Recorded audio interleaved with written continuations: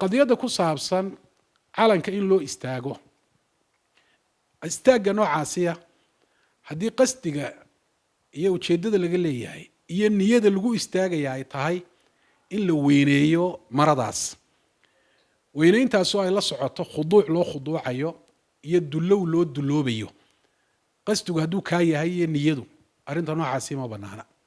qof walibana qasdigiisa iyo niyadiisa isaga ayaa og waxaana arrinta noocaasi gaari kartaa xaddu shirki bay gaari kartaa ilaa xuduudda shirkiga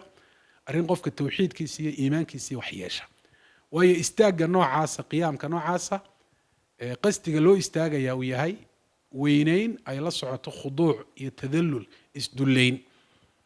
ilaahay baa subxana wa tacaala la gaara waa cibaado waa ka ilaha yihi waquumuu lilahi qaanitiin ilahay waa ka yidhi yowma yaquumu nnaasu lirabbi alcaalamiin markuu yowma alqiyaama ilahay subxana wa tacala uu ka warramayey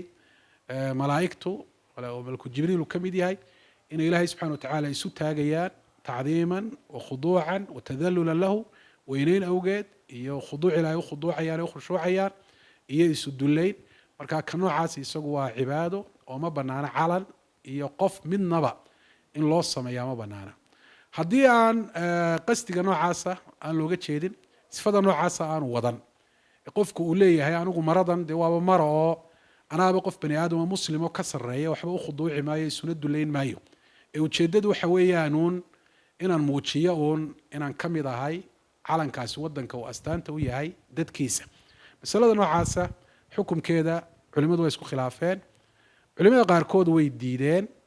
in badan oo culimada casriga nool ka mid ah masaladu waa masalo casrigan uun waxa weeyaan soo darisay waxaana diidmada noocaasiya ku sameeyeen waxay idhahdeen arrinkani waa arrin dadka muslimiinta kaga yimi xagga gaalada markaa gaala isu ekaysiin ayaa ku jirta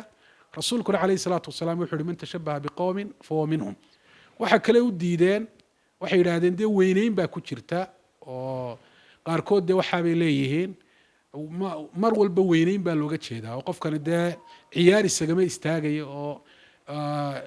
sababta uu u foorarsanayo ama uu gacmaha meelaha qaarkood u saarayo dee waa khushuuc iyo khuduuc iyo isu dullayn uu isu dullaynaya bay yidhaahdeen iyagu xukunka halkaasay mariyeen culimada qaarkood oo casriga nool oo dee majaamicda fiqiga qaarkood ay ka mid yihiin iyo hay-aadka fatwada waxay yidhaahdeen istaagga makhluuq laysu taagaa mar walba cibaado maaha marka haddii looga jeedo uun salaan uun looga jeedo iyo muujin qofkani uu muujinayo waxa weeyaan inuu calankaa dadkiisa uu ka mid yahay intaasoo qura haddii ay tahay wax dhibaati kuma jirta bay yidhahdeen arrinta tashabuhana waxay yidhaahdeen gaala isu ekaysiinta shaygani hadda wax gaalada ku gaara maaha hadduu marka hore xataa xaggooda kasoo bilaabmay wuxuu noqday wax faafay oo dee gaal iyo islaamba ka dhexeeya sida dharkaa dee maanta la wada xidhanayo ee gaaladuna ay xidhaan muslimiintuna ay xidhaan lagana yaabo asal ahaan inuu ka yimi waxa weeyaan xagga gaalada marka arrintu sidaad arkaysaan arrin fudud maaha maadaama markaa aanay waajib ahayn in laysu taago maradaas sunnana aanay ahayn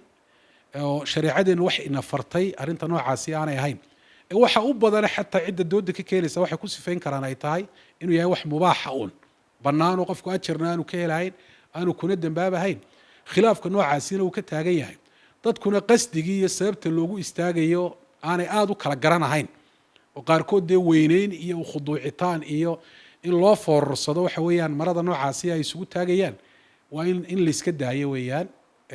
dee waxyaabo kale hadday raacaanna sida imika dhacda muusig baa waxa weeyaan ayaa la raaciyaa